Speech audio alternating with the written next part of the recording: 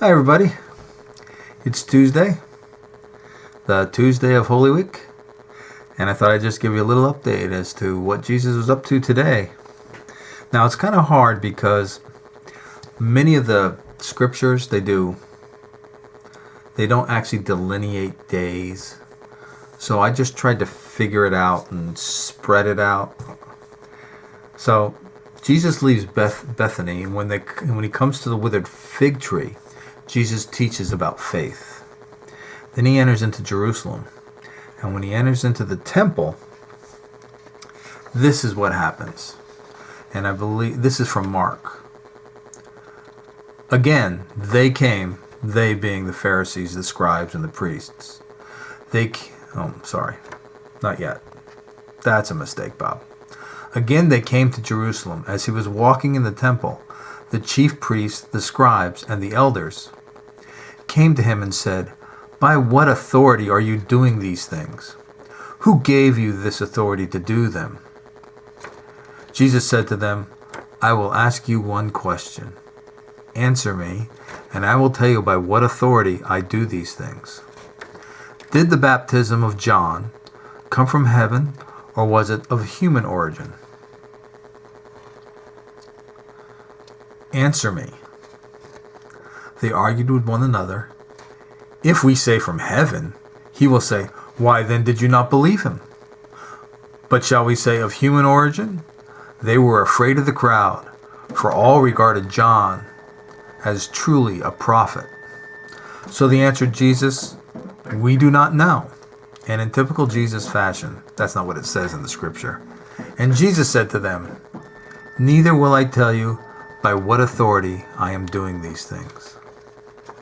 Then he spends the rest of the day. First he starts telling parables, such as the parable of the wicked tenants. And then the authorities, the Pharisees, the priests, the Sadducees, they start questioning him on several things, trying to trip him up.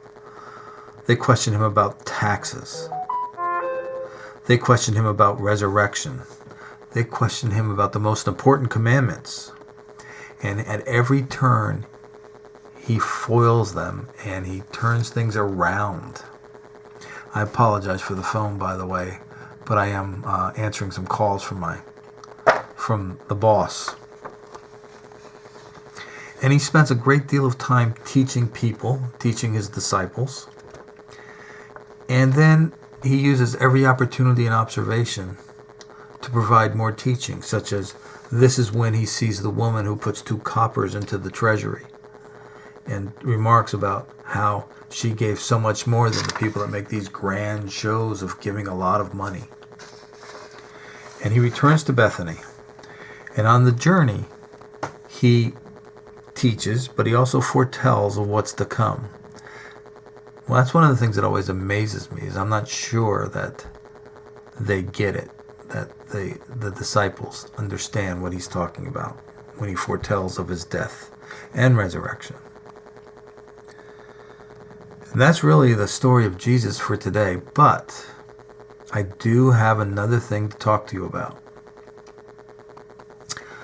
One of the things that's happening with this shutdown of the church, basically, is that the regular contributions to the church, except from a select few, really aren't coming in. So, if you have the ability, I understand that things might be tight for some people, but if you have the ability to write a check and send it to the church so that Connie can continue to pay bills and keep our church running efficiently. I will tell you that we are looking for some relief from the Small Business Administration, but there's a question about whether or not churches are allowed to get any kind of grant or money. But Carol and Connie and Wayne and I, and I'm not sure who else, but I'm sure there's somebody else, are going to work together to see what we can do. I appreciate everything that you guys have done, and I hope you stay safe. I ask God to bless you, and I'll see you again tomorrow night. Bye-bye.